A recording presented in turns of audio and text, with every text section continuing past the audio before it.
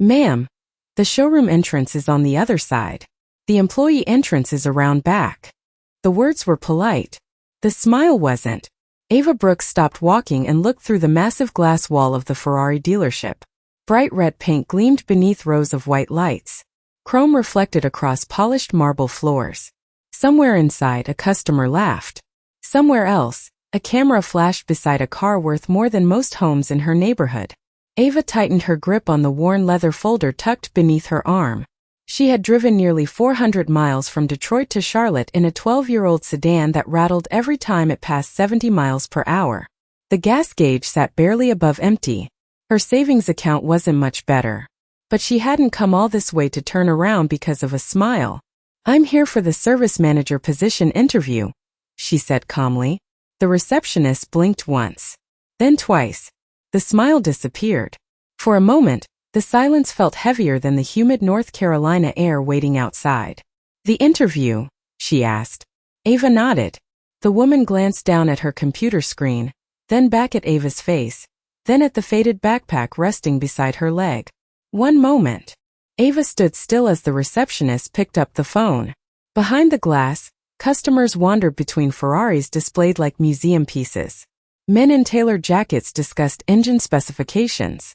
Couples took photos beside limited edition models. Everyone seemed comfortable there. Everyone except her. A few minutes later, the front doors opened. A tall man in a gray suit stepped outside.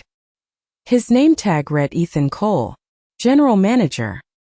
His polished shoes clicked softly against the stone entrance. "Ava Brooks?" he asked. "Yes, sir." Ethan looked her up and down. Not rudely, not openly, but long enough for her to notice. Long enough for her stomach to tighten. "Come with me." They walked through the showroom together. The scent of fresh leather mixed with expensive cologne and floor polish. Conversation seemed to pause as people noticed her. Some looked curious. Others looked confused. One older customer stared openly before whispering something to his companion. Ava kept her eyes forward. Her father had taught her that years ago. Never let a room decide your worth before you do. They passed a Ferrari SF90 displayed on a rotating platform. Red paint shimmered beneath spotlights like liquid fire. Ava couldn't help glancing toward it. Her father would have loved this place. She could almost hear his voice explaining every component beneath the body panels. Every engineering choice hidden beneath the metal. Machines don't care who you are. Only whether you're right. The memory settled warmly in her chest. Then Ethan opened a door leading toward the service department, and the warmth faded. Inside, the atmosphere changed immediately. The smell of engine oil replaced perfume. Pneumatic tools hissed in the distance. Technicians moved between lifts and workstations beneath rows of fluorescent lights. And in the center bay sat a Ferrari unlike anything Ava had ever seen in person. The deep silver body reflected the shop lights like a mirror. Even from 20 feet away, she recognized it instantly. A Ferrari 288 GTO. Extremely rare. Extremely valuable. Several technicians surrounded it. Their expressions weren't excited. They were worried. One man paced beside the vehicle while another repeatedly checked a diagnostic tablet. Ethan followed her gaze. "Big problem today," he muttered. "That car belongs to William Harrington." Ava's eyes widened slightly. The billionaire collector. The man whose private collection was famous across the automotive world. "What's wrong with it?" she asked quietly. Ethan shrugged. "If we knew that, my morning would be a lot easier." Before Ava could respond, a sharp voice echoed across the service floor. "Tell me we're not still guessing." Heads turned immediately. A technician hurried toward the silver Ferrari carrying a laptop. Another wiped sweat from his forehead. The tension was unmistakable. Ava watched for several seconds. Then she noticed something. Something small. Something almost invisible. Her eyes narrowed. The technician standing closest to the Ferrari was explaining a theory about fuel delivery. Another mentioned software corruption. But Ava wasn't listening anymore. Her attention had locked onto a detail near the rear compartment. A detail no one else seemed to notice. Her heartbeat slowed. Her father's voice echoed again. "Machines don't care who you are. Only whether you're right." And for the first time since arriving, Ava had a feeling everyone in that garage was looking in the wrong place. Ava did not move closer to the car. She did not interrupt. She simply watched.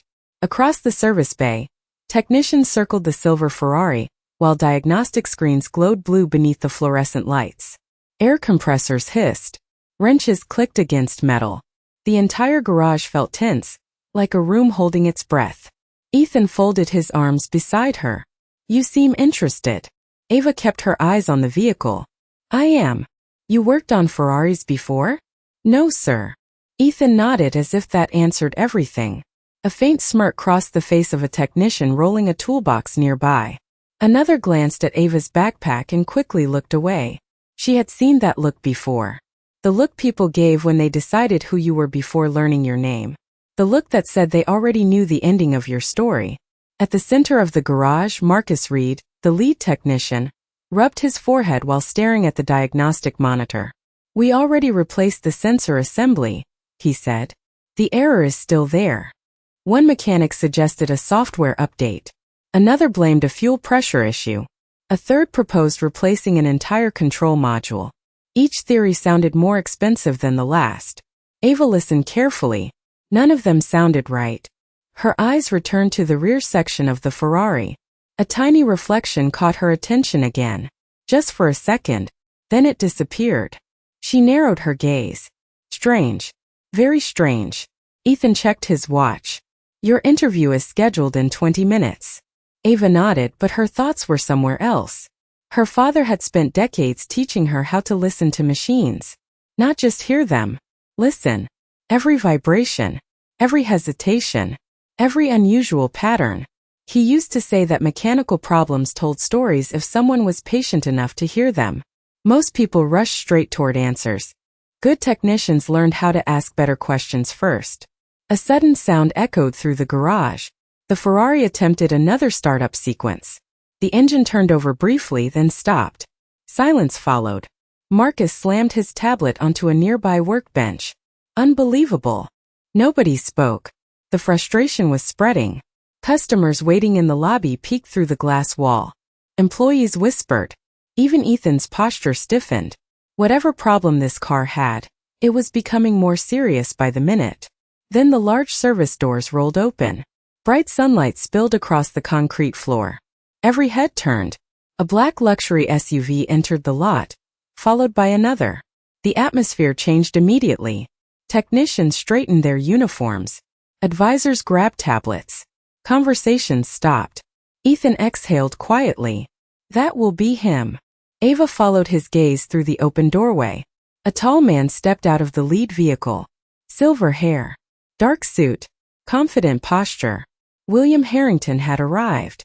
The billionaire's expression was calm, but not relaxed. The kind of calm that appeared when someone expected answers and had not received them. He walked toward the service bay without hesitation. Marcus met him halfway. Their conversation remained too quiet to hear. But Ava noticed something important. William looked at the Ferrari only once. Then he looked directly at the people responsible for fixing it. Not the machine. The people. A few seconds later, Marcus pointed toward several replacement parts stacked near the workbench. William's jaw tightened slightly. Ava felt a knot form in her stomach. They were replacing components without understanding the failure.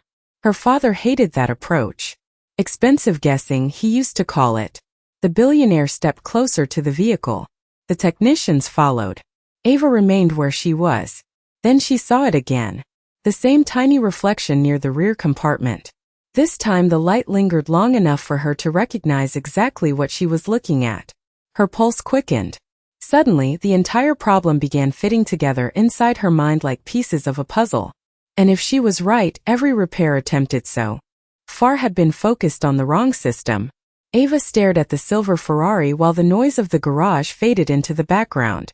The conversations, the footsteps, even the distant hum of air compressors seemed farther away now. Her attention remained fixed on a tiny metallic glint, hidden near the rear section of the vehicle. Most people would never have noticed it. Most people were too busy looking at diagnostic screens, too busy trusting computers instead of their eyes. But Ava had spent years learning from someone who believed machines told the truth long before software did. She took a slow breath. The memory of her father surfaced again, Not as a voice this time, but as an image. A small garage in Detroit. Oil-stained concrete floors. The smell of motor oil and coffee. Winter wind rattling old windows, while he explained the difference between knowledge and understanding. Knowledge came from manuals. Understanding came from paying attention. Back then, Ava had been barely tall enough to see over a workbench. Yet he treated every question seriously. Every lesson mattered. She blinked and returned to the present. Across the service bay, William Harrington listened while Marcus explained their latest repair attempt. The billionaire's expression remained unreadable. Not angry. Not impatient. Just disappointed. Somehow that seemed worse. Marcus pointed toward several expensive replacement components sitting on a nearby cart. William glanced at them briefly before looking back at the Ferrari. The conversation ended with a short nod. Marcus immediately turned toward his team. More instructions followed. More theories. More guessing. Ava felt her stomach tighten. Ethan noticed her expression. "Something on your mind?" he asked. Ava hesitated. The safe answer would have been no. The smart answer might have been no. She was still a job applicant standing inside one of the most prestigious dealerships in the country. Nobody had asked for her opinion. Nobody expected her to have one. Yet the longer she watched, the more convinced she became. "Can I ask a question?" she said carefully. Ethan looked mildly surprised. "Go ahead." Ava nodded toward the Ferrari. "How long has the problem been happening?" Ethan crossed his arms. "Almost 3 weeks." Ava's eyebrows lifted slightly. 3 weeks. That mattered. "And it got worse gradually?" Ethan stared at her for a moment. "How did you know that?" Ava did not answer immediately. Her pulse quickened. The pieces were connecting faster now. 3 weeks. Intermittent symptoms. Repeated sensor faults. Failed replacements. She looked back toward the rear compartment. The reflection flashed again beneath the overhead lights. There it was. Not damage. Not a broken component. Something much simpler. Something nobody seemed to be checking. Before she could speak, laughter erupted from nearby. 2 technicians had noticed her looking toward the vehicle. One nudged the other and smiled. "Looks like we found another Ferrari expert," he said. The second technician chuckled. "Maybe she can solve in 5 minutes what 6 certified specialists could not." Several people laughed politely. Ava felt heat rise into her cheeks. Ethan said nothing. Neither did Marcus. The moment passed quickly, but not quickly enough. The familiar feeling settled over her. The feeling of being judged before being heard. The feeling she had encountered more times than she could count. She lowered her eyes briefly, then looked back at the Ferrari. The car did not care who was laughing. The machine did not care about appearances, job titles, or assumptions. It only cared about what was true. And the more Ava studied that small reflection beneath the rear compartment, the more certain she became that the truth was sitting right in front of everyone. The laughter faded, but the feeling lingered. Ava stood quietly near the edge of the service bay while technicians returned to their work. Nobody asked what she had seen. Nobody seemed interested. The assumption had already been made. She was an outsider. A visitor. Someone passing through. The Ferrari sat beneath the lights like a patient surrounded by doctors arguing over the wrong diagnosis. Marcus walked around the rear of the car again, reviewing data on his tablet. 2 technicians disconnected equipment while another searched through a parts catalog. Thousands of dollars in replacement components sat unopened on a nearby cart. Ava watched the scene unfold and felt a familiar frustration rising inside her. Not because they doubted her. She was used to that. What bothered her was watching talented people move farther away from the answer with every passing minute.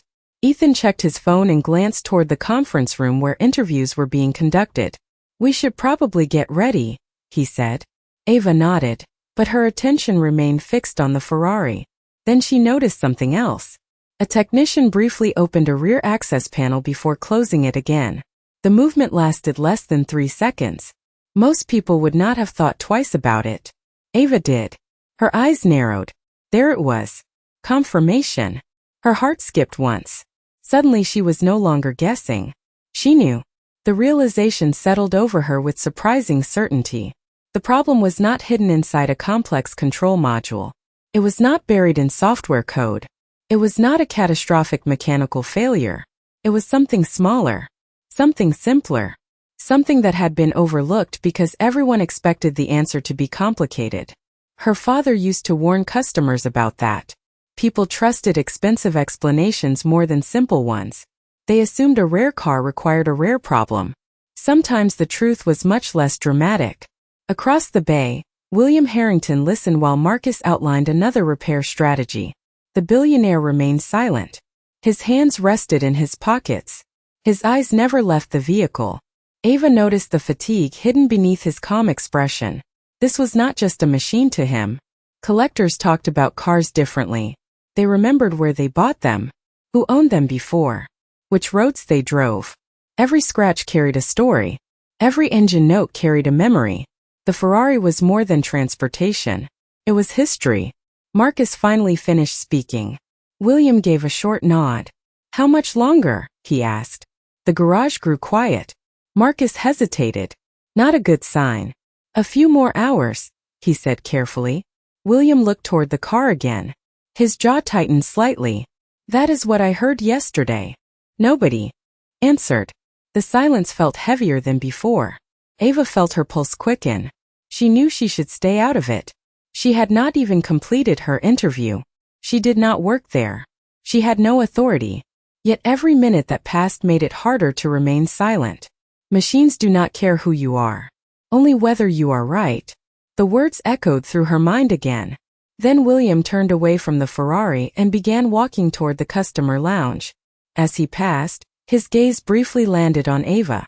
Just for a second. Long enough to notice she was watching the car instead of the people around it. Long enough for something curious to flicker across his face before he continued walking. Ava took a slow breath. The answer was sitting 10 feet away. And for the first time she began wondering whether staying quiet was actually the bigger mistake. Ava remained where she was for several seconds after William disappeared into the customer lounge. Around her, the garage slowly returned to motion. Tool drawers opened and closed. Diagnostic screens flickered. Someone rolled a cart loaded with parts across the concrete floor.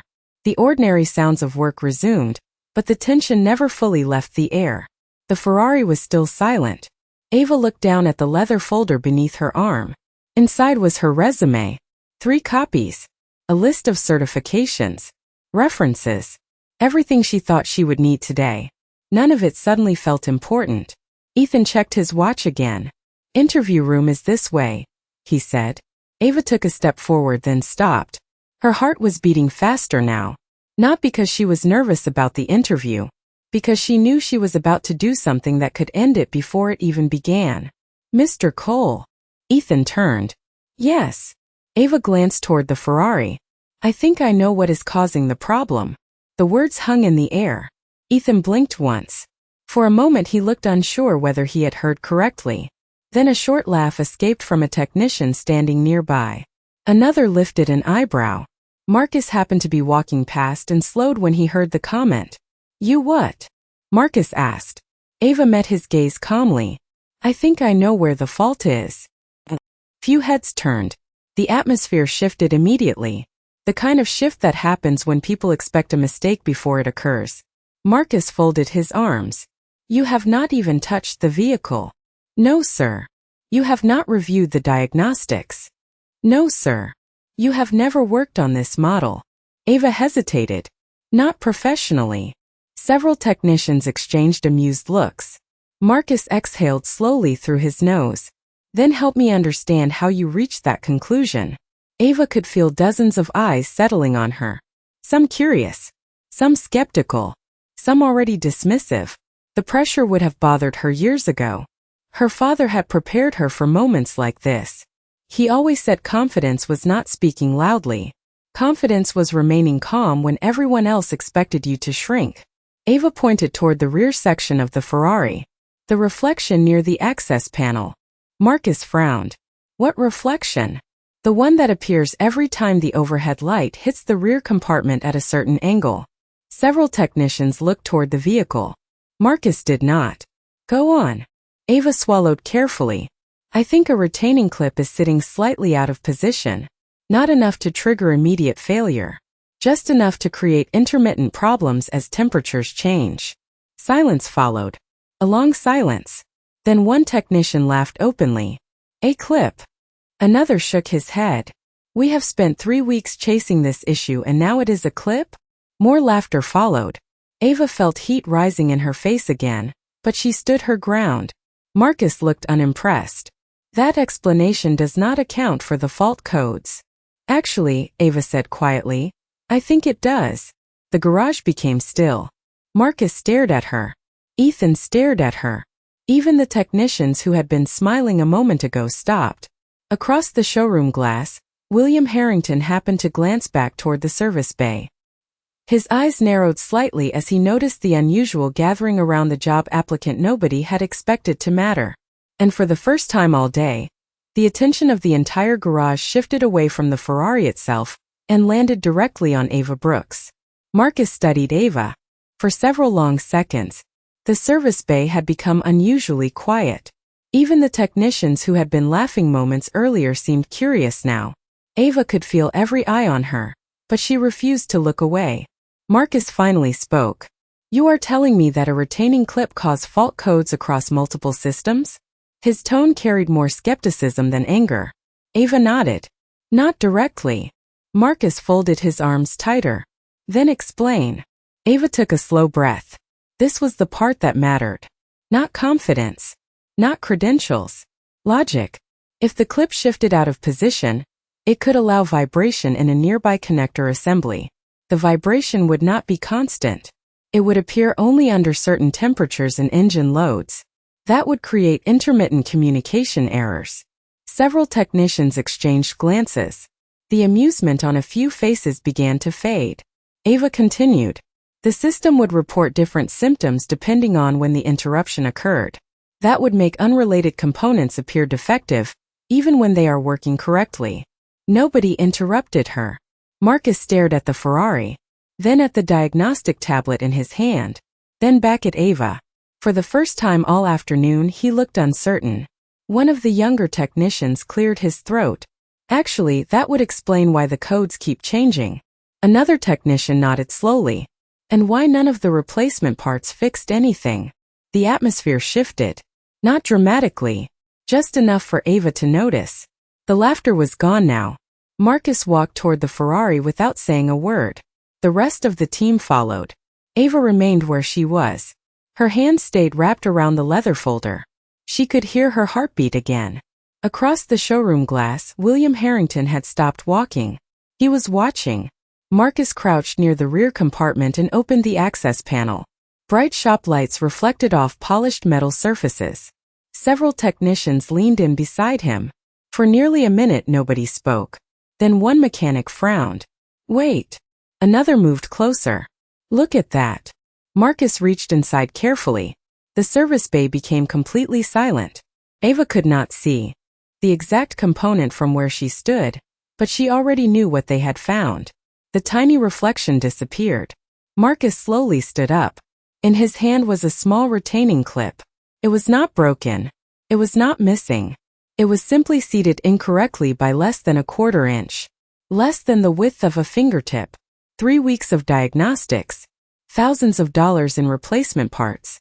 Countless labor hours. All because of something almost invisible. Nobody laughed now. Ethan looked from the clip to Ava and back again. His expression had changed entirely. Marcus stared at the component in his hand as if it had personally insulted him. Then he looked toward Ava. How did you see that from across the bay? Ava shrugged slightly. The reflection looked wrong. Another silence followed. A different kind this time. Not dismissive. Not mocking. Thoughtful. Respectful. Marcus handed the clip to a technician. Reinstall it correctly and run another startup sequence. The team moved immediately. Within seconds, people who had ignored Ava all day were repeating her explanation to one another. William Harrington stepped closer to the service area. His eyes settled on Ava for a moment longer than before. There was no smile. No dramatic reaction. Just quiet interest. And somehow that felt more important. Because for the first time since she walked through those doors, nobody seemed to be looking at her assumptions anymore. They were looking at the evidence. The technician slid back into the driver's seat, while the rest of the team gathered around the Ferrari. Nobody spoke. The garage seemed to shrink around the car. Even the customers watching through the glass had stopped pretending to browse. Marcus nodded once. Go ahead. A finger pressed the ignition button. For a brief second, nothing happened. Ava felt her chest tighten. Then the engine came alive. A deep mechanical note rolled through the service bay, smooth and confident. Not a cough. Not a hesitation. Just power. Several technicians exchanged startled looks. One immediately checked the diagnostic tablet. Another moved toward a monitor. Marcus stepped closer to the screen, scanning line after line of data. The silence lasted nearly 20 seconds. Then he looked up. No faults. Nobody reacted at first. The words seemed too simple after 3 frustrating weeks. Run it again, another technician said. The engine shut off. A moment later it started again. Perfect. No warning lights. No communication errors. No mystery codes. The system was clean. A low whistle came from somewhere behind the group. Another technician shook his head in disbelief. The replacement parts sitting on the cart suddenly looked ridiculous. Thousands of dollars worth of solutions to a problem that had never existed. Ava remained near the edge of the bay. She did not smile. She did not celebrate. She simply watched the machine doing exactly what she expected it to do.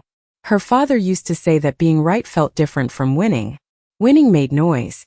Being right usually arrived quietly. Marcus slowly lowered the tablet. For the first time since she met him, he looked genuinely humbled. 3 weeks, he murmured. We spent 3 weeks chasing that.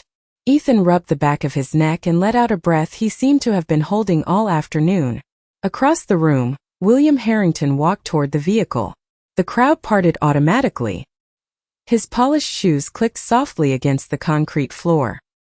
He stopped beside Marcus and looked at the diagnostic screen himself. Then he looked at the engine. Then he looked toward Ava. The distance between them was not more than 20 feet, but the attention of the entire garage followed his gaze. William's expression remained calm. Yet something had changed. Earlier he had looked at her with curiosity. Now he looked at her with consideration. There was a difference. One of the younger technicians finally broke the silence. How did you know where to look? Ava hesitated. She could feel dozens of eyes waiting for the answer. Because everyone was looking at the expensive possibilities, she said softly. The reflection told a different story. A few people nodded. Others looked away thinking. Marcus studied her for another moment. You saw that from across the room. Yes, sir. And you trusted your eyes over all our data. Ava glanced toward the Ferrari. The data was describing the symptoms. The car was showing the cause. The words settled over the group. Nobody laughed this time. Nobody smirked. The same people who had dismissed her earlier now listened carefully. Through the service bay windows, late afternoon sunlight stretched across the polished floor. The silver Ferrari reflected golden light beneath the high ceiling. And standing quietly near the edge of the garage, Ava realized something important. The room had not changed. The people had. The crowd slowly dispersed, but the energy inside the garage remained different. Conversations that had once ignored Ava now seemed to orbit around her. Technicians returned to their stations, yet more than a few glanced her way as they passed. Not because she had become important overnight. Because certainty had replaced assumption. Ethan stood beside her for a moment, looking toward the Ferrari. You realize that was not normal. Ava smiled faintly. Neither was spending 3 weeks replacing parts. A short laugh escaped him before he could stop it. Across the bay, Marcus was already reviewing service records. Every few minutes he looked back toward the rear compartment, as if trying to understand how something so small had hidden in plain sight for so long. The afternoon sun continued sliding lower through the high windows. Golden light stretched across polished concrete, reflecting off tool cabinets and chrome surfaces. Ava finally relaxed her grip on the leather folder. For the first time all day, she remembered why she had come. The interview. The job. The future she had been chasing since leaving Detroit before sunrise. Yet before she could speak, a voice called from behind her. Miss Brooks. She turned. William Harrington was standing only a few feet away. The service bay became noticeably quieter again. Not silent, just attentive. William carried himself with the calm confidence of someone accustomed to being listened to. But his expression held none of the distance she expected. Yes, sir. He looked toward the Ferrari and then back at her. How long have you been working on cars? Ava hesitated. Most of my life. At dealerships? No, sir. Independent shops? Mostly one shop. William studied her face. Family business? Ava nodded. My father owned a small garage in Detroit. Something softened in William's eyes. Owned. Ava looked down briefly. He passed away 3 years ago. The billionaire lowered his head slightly. Not dramatically. Just enough to acknowledge the loss. I am sorry. Thank you. For a few seconds neither spoke. Around them the sounds of the garage continued. A rolling cart rattled across the floor. An impact wrench buzzed in the distance. Somewhere outside, a sports car accelerated onto the street. Ordinary sounds. Yet the moment felt strangely still. William glanced toward the Ferrari again. Your father taught you to notice details? Ava smiled. He taught me that machines leave clues everywhere. Most people just stop looking. William's gaze lingered on her a little longer. Then he nodded once, almost to himself. Smart man. Before Ava could respond, Marcus approached carrying a tablet. His expression was serious. Mr. Harrington, there is something you should probably see. William turned. Marcus handed him the screen. Ava could not see what was displayed, but she noticed the immediate change in Marcus's posture. Concern. Confusion. The kind of look that appears when solving one problem unexpectedly reveals another. William reviewed the information silently. His jaw tightened slightly. Then he looked toward the Ferrari. The successful repair should have ended the story. Everyone could feel that. Yet something in Marcus's expression suggested it had only uncovered the beginning of a much larger question. William continued studying the tablet while Marcus waited beside him. The billionaire's eyes moved slowly across the screen. Once, then again. The expression on his face became harder to read with each passing second. Around them the garage remained unusually quiet. Curiosity spread faster than conversation. Everyone sensed that whatever Marcus had discovered mattered. William finally lowered the tablet. Are these records accurate? Marcus nodded. We checked them twice. William looked back at the screen. And nobody noticed? Marcus hesitated. Apparently not. Ava stood several feet away, unsure whether to stay or leave. The interview she had traveled hundreds of miles for felt very far away now. She could see the concern in Marcus's face but not the information displayed on the tablet. Ethan stepped closer.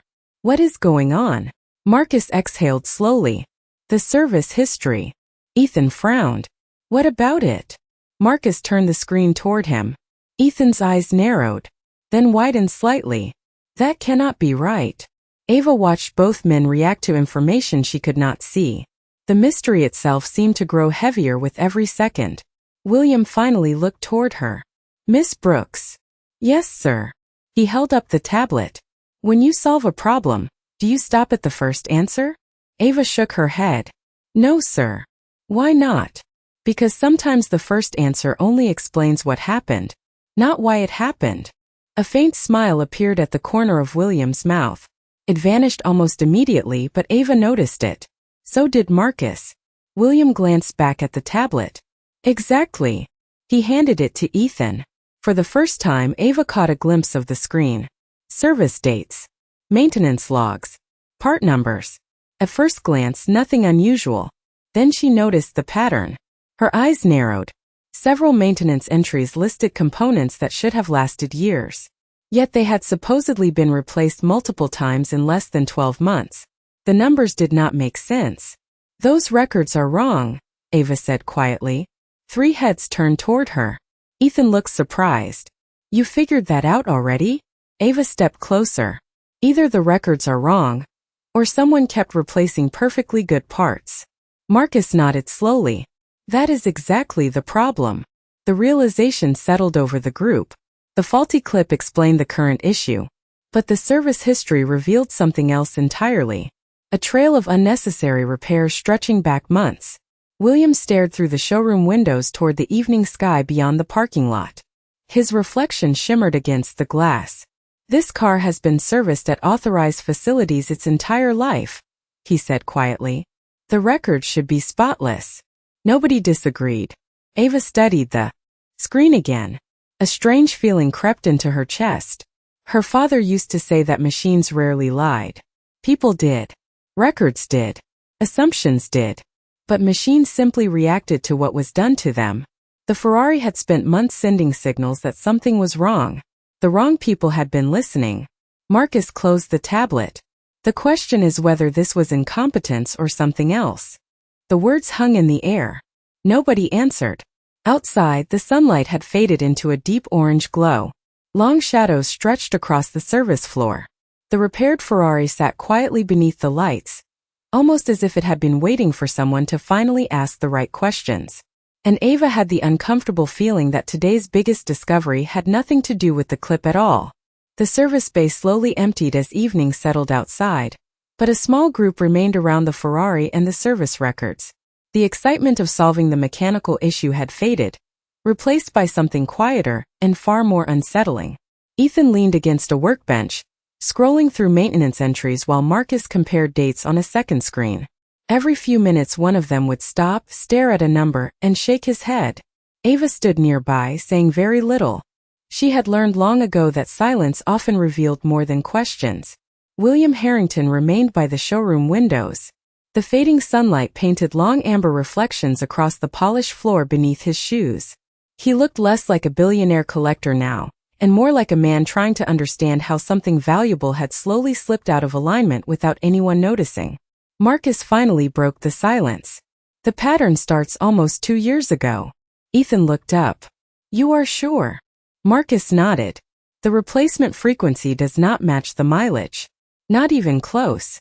Ava walked closer and studied the screen. The numbers told a strange story.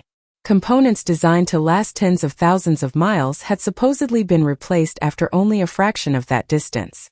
The entries looked professional. The dates were consistent. Yet the pattern itself felt impossible. Someone trusted the paperwork, Ava said quietly. Marcus looked at her. "What do you mean?" Ava pointed toward several entries. Every repair built on the assumption that the previous repair was correct. Nobody stopped to question the foundation. Ethan stared at the screen for several seconds. Then he slowly nodded. "Like a house built on a bad measurement." "Exactly," Ava replied. William turned from the window. "And today?" Ava glanced toward the Ferrari. Today someone finally looked at the actual car. The room fell silent again. The statement was simple, but nobody could argue with it. Marcus rubbed his forehead. "You know what bothers me?" Ethan raised an eyebrow. Marcus pointed toward the maintenance history. The people who performed these repairs were experienced. Some of the best technicians in the network. William folded his arms. Then why did they miss it? No one answered immediately. Outside, the last traces of daylight disappeared beyond the parking lot. The showroom lights automatically brightened. Reflections shimmered across glass and chrome. Ava thought about her father's garage in Detroit. It had been small. The paint had peeled from the walls. The waiting room furniture never matched. Yet her father had treated every vehicle the same way. First observe, then think, then act. Never reverse the order. She smiled faintly at the memory. "Sometimes expertise becomes a shortcut," she said softly. Marcus looked at her. "Explain." "When people solve enough difficult problems, they start expecting difficult answers." Ethan slowly exhaled. William's eyes remained fixed on Ava. The billionaire said nothing, but the look on his face suggested he was hearing more than a lesson about cars. He was hearing something broader. Something about assumptions. Something about people. And standing beneath the bright showroom lights, Ava had the feeling that the biggest repair made that day was not inside the Ferrari at all. William remained silent for a long moment after Ava finished speaking. The showroom lights reflected across the glass behind him, turning the dark windows into mirrors. In the reflection, Ava could see the entire room. Marcus standing beside a workbench. Ethan, holding a tablet against his chest. Technicians moving more slowly than before, pretending to work while listening. Everyone seemed caught between the end of one story and the beginning of another. William finally took a step toward Ava. "What was your father's name?" The question caught her by surprise. "Samuel Brooks." Something flickered across William's face. Not recognition exactly. More like a memory trying to surface. "Detroit." Ava nodded. "East Side." William looked down briefly. Then he smiled, faint and distant. "I think I know that garage." Ava blinked. "You do." 20 years ago, maybe more. Small building. Blue sign. Coffee machine that never worked. Marcus laughed softly. Ethan looked confused. Ava stared at William. The description was perfect. That was his shop. William nodded slowly. "I was passing through Michigan after a charity event. My car developed a problem outside the city." Ava listened carefully. "Your father fixed it." The billionaire's eyes drifted toward the Ferrari. "Actually, he refused to fix it at first." Marcus raised an eyebrow. "Refused?" William smiled for real this time. "He said there was nothing wrong with it." A few technicians chuckled. William continued. "I argued with him for 20 minutes. I was convinced I had a major issue. He walked outside, listened to the engine for less than 30 seconds, and told me I was hearing a loose heat shield." William shook his head. "I thought he was crazy." "Was he right?" Ethan asked. "Completely." The room filled with quiet laughter. Ava felt warmth spread through her chest. She could almost hear her father's voice again. Calm. Patient. Certain. William looked at her carefully. "You have his eyes." The words landed softly. Ava swallowed. For a moment, the noise of the dealership seemed very far away. 3 years had passed since her father's funeral. 3 years since she locked the garage for the last time. 3 years of wondering whether all those lessons still mattered in a world that often seemed unwilling to listen. Yet standing there now, she realized they had traveled farther than she ever imagined. Marcus looked between them. "So the talent runs in the family." William shook his head gently. No, everyone looked at him. The billionaire's gaze remained on Ava. "Talent explains noticing a problem." He paused. "Character explains speaking up when nobody wants to hear it." Silence followed. Not awkward silence. Respectful silence. Across the service bay, one technician slowly lowered his eyes. Another looked toward the floor. Earlier that day, people had made assumptions the moment Ava walked through the door. Some had dismissed her. Some had underestimated her. Some had laughed. Nobody seemed eager to remember that now. William glanced toward Ethan. "Tell me something." "Yes, sir." "Has Miss Brooks had her interview yet?" Ethan hesitated. "Not exactly." William nodded once. "Then perhaps it is time somebody finally starts asking the right questions." For a moment nobody moved. Ethan looked at William, then at Ava, then back at William again. The question had been simple, but its impact settled over the room like a change in weather. Earlier that day, Ava had walked through the front doors carrying a resume and a hope. Now she stood in the center of a conversation nobody could have predicted. Ethan straightened his posture. "Miss Brooks, would you join us in the conference room?" Ava glanced down at the worn leather folder still tucked beneath her arm. She had carried it nearly 400 miles. Somehow it felt heavier now than it had that morning. "Yes, sir," she replied. The conference room overlooked both the showroom and the service bay. Floor-to-ceiling glass reflected the bright dealership lights against the dark evening sky outside. Ava took a seat at one end of the table while Ethan, Marcus, and William sat across from her. For the first few seconds nobody spoke. Then Ethan opened her resume. His eyes moved slowly down the page. "You have certifications that were not mentioned during your application screening." Ava nodded. "Some were completed recently." Marcus leaned forward. "And these competition results?" Ava smiled faintly. "Regional diagnostics events." Marcus looked impressed. "You placed first 3 times." "Yes, sir." Ethan continued reading. The more pages he turned, the quieter he became.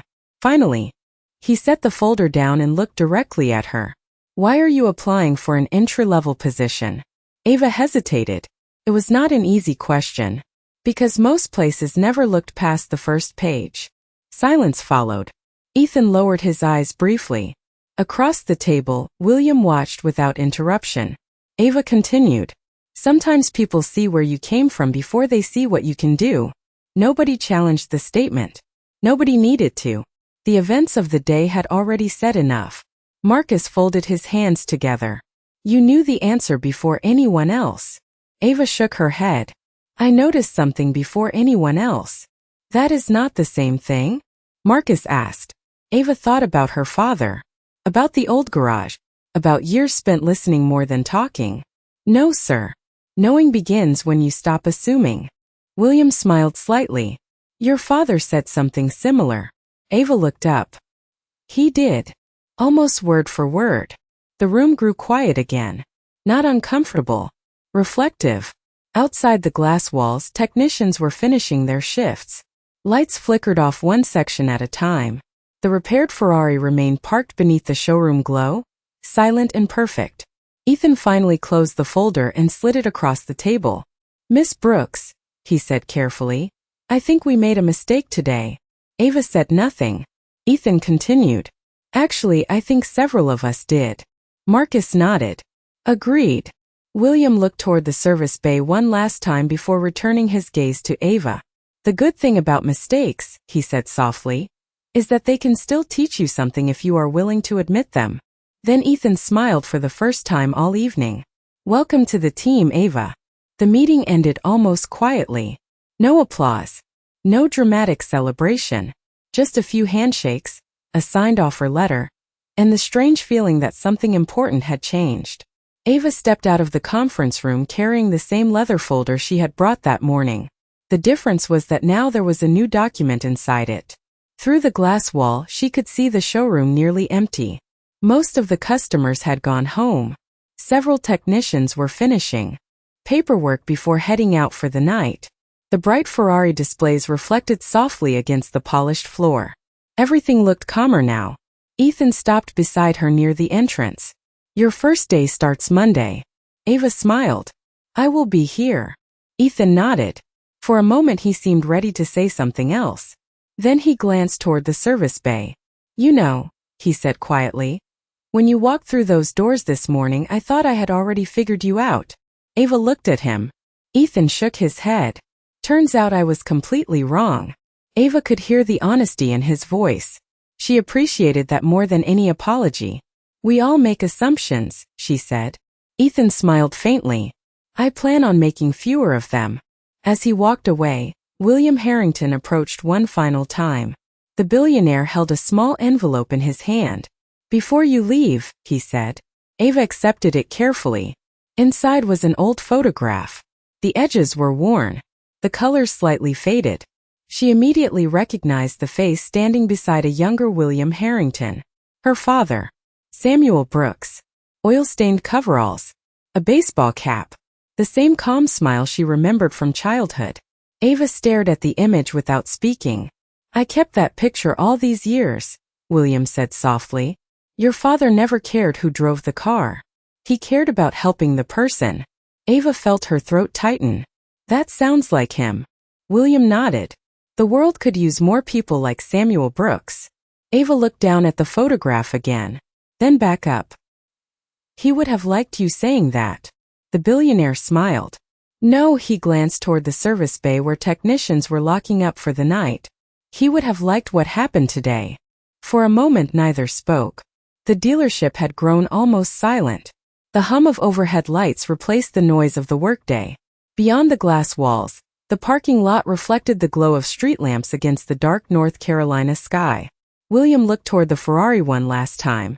Earlier today, several people decided you did not belong here. Ava followed his gaze. I noticed. William smiled.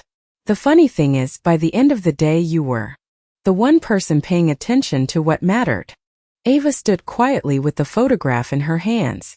The picture felt light. The meaning behind it did not. After a few moments, William extended his hand. Ava shook it. Good luck, Miss Brooks. Thank you, sir. He walked away without another word. Ava remained where she was for a few seconds longer.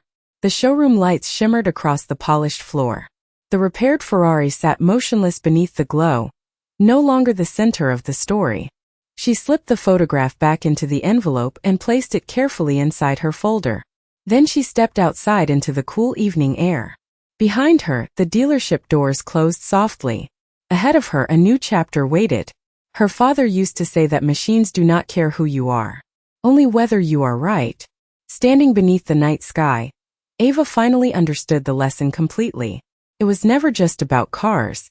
And somewhere behind her, inside a building full of people who had spent the day learning the same truth, the lights continued to shine.